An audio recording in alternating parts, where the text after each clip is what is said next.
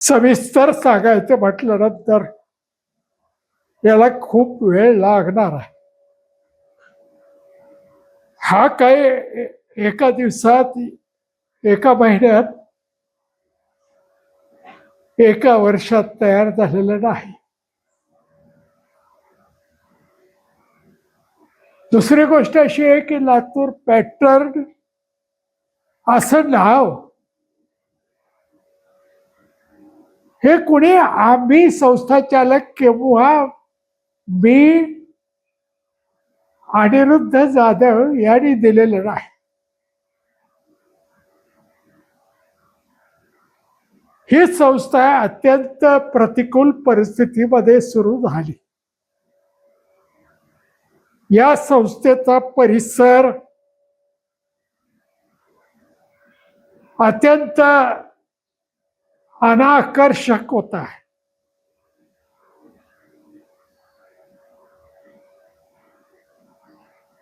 तिथं कुणाला जावं असं वाटत नव्हतं. लातूरमध्ये पूर्व बाजूला जी वस्ती आहे अजूनही फार फरक पडलेला नाही,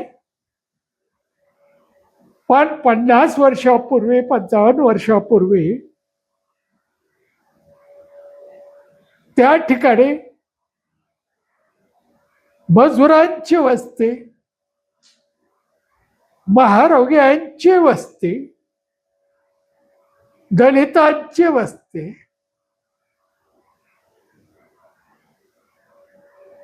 आणि एक उजाड माळरान असल्यासारखे होते.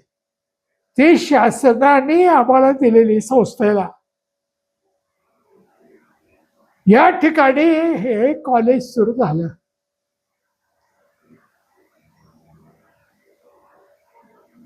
तिथं गावातील कोणीही मुलं येत नव्हते. 10वी झाल्यानंतर कॉलेजला मुलं गावातील येत नव्हते. त्याला माहिती सुद्धा नव्हतं की हे कॉलेज कुठं आहे. कारण कॉलेजला कोणी ओळखतही नव्हतं. रिक्षाला आहे, कोणी प्रवाशाने विचारलं की मला ते कॉलेजला सोडा, तर रिक्षावाल्याला सुद्धा समजायचं नाही, त्याला सुद्धा पत्ता समजत नाही. अशा अवस्थेत हे कॉलेज सुरू झालेलं आहे. मुलं येत नव्हते म्हणून शिक्षकांनीच ग्रामीण भागात जाऊन 10वीचा निकाल लागल्या मुलांना आणि पालकांना तेथील ग्रामीण भागातल्या आग्रह करून आम्ही मुलं कशी तरी प्रत्येक गावातून 4-2 असे आणायचे. तेही त्या मुलांना सर्व सवलतींचं आश्वासन देऊन, एवढंच नाही तर तुम्हाला राहण्याची सोय, जेवण मोफत, पुस्तकं मोफत. कारण तेही गरीब परिस्थितीतले होते. त्यांना आणलेलं होतं. आणि दुसरी गोष्ट म्हणजे ते मुलं अभ्यासात फार कच्चे होते. पहिल्या प्रयत्नात कधीच पास झालेले नव्हते 10वी. दुसऱ्या तिसऱ्या प्रयत्नात ते पास झालेले होते. अशी मुलं या कॉलेजला आली. शिक्षकांनी गावं वाटून घेतलेली होती. ग्रामीण भागात 2-2 शिक्षकांना 2-3 गावं, 4 गावं, 5 गावं, तिथं जाऊन ज्यांच्याकडे मोटरसायकल असेल ते मोटरसायकलवर किंवा मग बसने जायचं, एसटीनं. आणि गावात जाऊन ती मुलं आणायची. ती मुलं त्या अर्थातच ती कच्ची होती.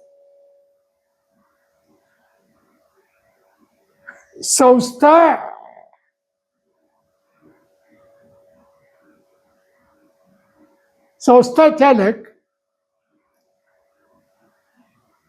अत्यंत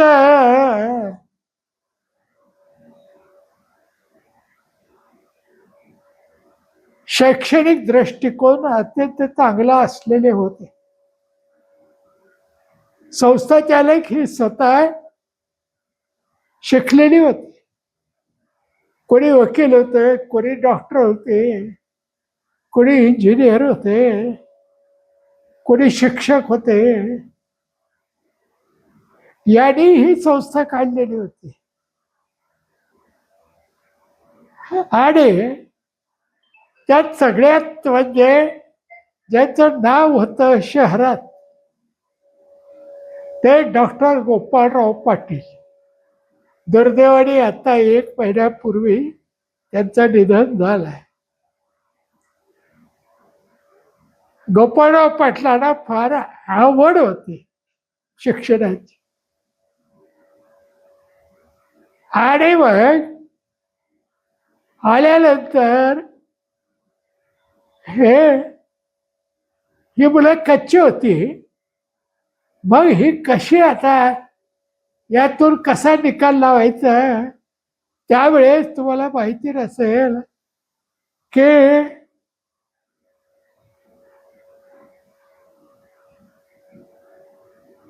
त्यावेळे 11वी 12वी असं नव्हतं, अजून सुरू झालं नव्हतं. ही 1970च्या आसपासची घटना आहे. त्यावेळे 10वीच्या नंतर PUC आणि त्याच्यानंतर PPC म्हणायचे. आणि हा कोर्स विद्यापीठाला चालवायला दिलेला होता, मराठवाडा विद्यापीठ. संपूर्ण देशामध्ये हा निर्णय घेतला होता. विद्यापीठाने दर वर्षाला परीक्षा घ्यायची. पहिल्या वर्षी PUC, दुसऱ्या वर्षी PPC. अजूनही कर्नाटकमध्ये ते चालू आहे, तीच पॅटर्न चालू आहे. आपल्यासारखा हे 11वी आणि 12वी अजून पॅटर्न तिथे चालू नाही. तर ह्या मुलांना काय करायचं. तर आम्ही काही सायन्सचे शिक्षक माझ्यापेक्षा ज्युनियर असलेले होते. मी त्यांच्यापेक्षा 4-5 वर्ष अगोदर कॉलेज केलेलं होतं. मग त्या सर्वांनी म्हटलं की तुम्ही सांगा काय करायचं. अरे म्हणलं आपण हे फार कच्चे मुलं आहेत, याला 8वी पासून परत यांचे वर्ग परत घेऊ.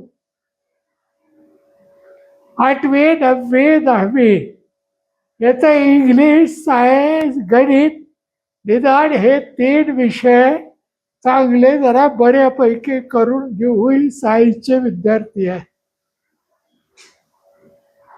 आणि नंतर मग आपण PUC PPC सुरू करायचे. त्यावेळेस प्रश्न आला की बाबा हे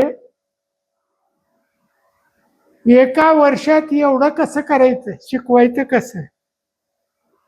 कारण PUC 1 वर्ष होतं, बोर्डाची परीक्षा होती. आणि पुढं हे 8वी ते 10वी पुढं कसं करायचं. त्याला एक मार्ग आहे आपल्याकडे. पण आम्ही निर्णय घेतला शिक्षकाने. काही शिक्षक माझ्यापेक्षा तसे धोरणी होते. तरी म्हणले सर आपल्याला एक करता येईल की आपण आपल्या ज्या सुट्ट्या असतात उन्हाळ्यातल्या, दिवाळीच्या, ते सुट्ट्या कॅन्सल करायच्या. सुट्ट्याच कॅन्सल केल्या आम्ही. दिवाळीच्या फक्त 8 दिवस घ्यायच्या, 1 महिन्यापैकी 8 दिवस.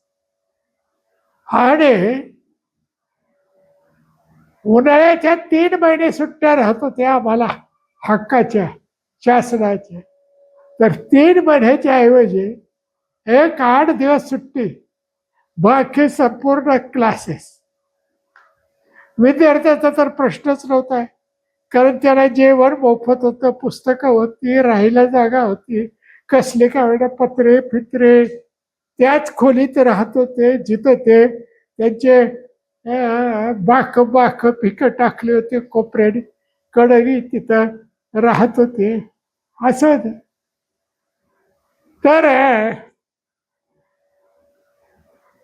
साहजिकच आहे की आम्ही असं म्हणालो की बाबा शेतकऱ्यांना जसं सुट्टी नसते, आपण तर शेतकऱ्याची मुलं, आपल्याला कशाला सुट्टी पाहिजे. मग शेतकऱ्याची मुलं तर म्हणून आम्ही सुट्टी सहज कॅन्सल केली. आणि पहिल्याच वर्षी PUCला त्यांचे 1 टर्म पूर्ण 8वी ते 10वी शिकवलं आणि दुसरी टर्म पूर्ण हे PUC शिकवलं. रविवारी सुद्धा सुट्टी नाही, सणावाराची सुद्धा सुट्टी नाही. तुम्हाला आश्चर्य वाटेल, अजून सुट्टी नाही आमच्या कॉलेजला.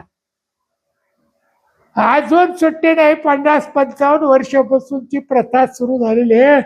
अजूनही तुम्ही जाऊन बघू शकता की तिथं दसऱ्याला सुट्टी नाही, पाडव्याला सुट्टी नाही, 15 ऑगस्टला सुट्टी नाही, 26 जानेवारीला सुट्टी नाही, कसलीच सुट्टी नाही. तेव्हा जे सुरू केलं होतं 50-55 वर्षापूर्वी, तेव्हापासून चालू आहे. हाच लागतो पॅटर्न. म्हणजे तो मेहनतीनं शिक्षकांनी घडवून आणलेला आहे. संस्था चालक पाठीशी होते सतत. 5 पैसे त्याने कुणाचे कापून घेतले नाही. गुणवत्तेवर शिक्षकांची निवड करायची. ट्युशनला कुणालाही परवानगी द्यायची नाही. म्हणजे संस्था चालकाने काही धोरणं अत्यंत चांगली घेतलेली होती. त्यामुळे आणि शिक्षकांनी स्वतःच्या सुट्ट्या कमी केल्या होत्या, रात्रदिवस मेहनत घेत होते. आणि त्यातून पहिले 10 वर्ष हळूहळू दर वर्षाला निकाल आमचा वाढत गेला. आणि 1980ला 70ला कॉलेज सुरू झालं, तर 1980ला पहिल्या प्रथम सायन्सचे 2 विद्यार्थी आणि 1 कॉमर्सचा विद्यार्थी हे बोर्डाच्या परीक्षेत मेरिट मध्ये आले. हे आम्हाला कितीतरी कौतुकास्पद. शिक्षकांना, आमच्या संस्था चालकांना हे कितीतरी कौतुक वाटलं. आणि तिथून मागं फिरून बघितलं नाही. दरवर्षी सुधारणा आम्ही करीत गेलो. आणि हे सुधारणा इतकी करत गेलो की बोर्डात ज्या वेळेस मेरिटमध्ये लिस्ट लागायची, मेरिट लिस्ट, त्यावेळेस मेरिट लिस्ट लागायची, तर त्यातले जास्तीत जास्त मुलं शाहू कॉलेजची असायची मेरिटमध्ये. एवढंच नाही, 50 पैकी कॉमर्स शाखेमध्ये तरी एकाच दुसरा मुलगा दुसऱ्या कॉलेजचा असायचा, बाकीचे सर्व मुलं या कॉलेजची राहतात. सायन्स मध्ये सुद्धा 50 पैकी 22, 24, 30 पर्यंत या कॉलेजचे मुलं मेरिट मध्ये. हा कुणाला इथे कौतुक वाटणार नाही. आणि त्याच्यामुळे या कॉलेजचं नाव झालं आणि त्याला लातूर पॅटर्न असं नाव दिलं. शिक्षकाने नाही, संस्थाचालकाने नाही, तर त्यावेळेस आमचे पालकमंत्री विलासराव देशमुख होते. आणि एका कार्यक्रमामध्ये कॉलेजमध्ये विलासराव देशमुख, त्यावेळेस मुख्यमंत्री शरद पवार, हे दोघेही उपस्थित होते. त्यावेळेस विलासरावांनी म्हटलंय, मुख्यमंत्री साहेब, या कॉलेजबद्दल मी थोडक्यात सांगतो 2 ओळीत. या कॉलेजचे प्राचार्य, प्राध्यापक इथं येत असताना स्वतःच घड्याळ बघत नाहीत. किती वाजले, आणि रात्री जाताना घड्याळ बघत नाहीत. उलट सांगितलं मी, सकाळी कॉलेजला येताना सकाळी घड्याळ बघून येतात, म्हणजे अगदी वेळेवर येतात. संध्याकाळी घड्याळ बघत नाही. हे आमचं लातूर पॅटर्न आहे. हे नाव पहिल्या प्रथम विलासरावजींनी घेतलं आणि विलासरावजीने, शरद पवारने संपूर्ण महाराष्ट्रामध्ये जिथं जिथं जातील तिथं तिथं ह्याचा प्रचार केला. म्हणून गावागावाने, तालुक्याने लातूर पॅटर्नचं नाव झालं. लातूर पॅटर्न ही कोणी आम्ही दिलेलं नाही, हा लातूर पॅटर्न. आमचे बघून शाळा, गावातले काही कॉलेजेस, दयानंद कॉलेज, इथल्या शाळा, तुम्ही लातूरचेच आहेत, देशी केंद्र, केशवराज शाळा, त्यानंतर इथं अहमदपूरचं महात्मा गांधी महाविद्यालय, हे सर्वांनी याच्यातून प्रेरणा घेतली आणि त्यानेही आपले निकाल उंचावले. आणि एक लातूर जिल्ह्यामध्ये एक प्रकारची ही चळवळ सुरू झाली गुणवत्तेची.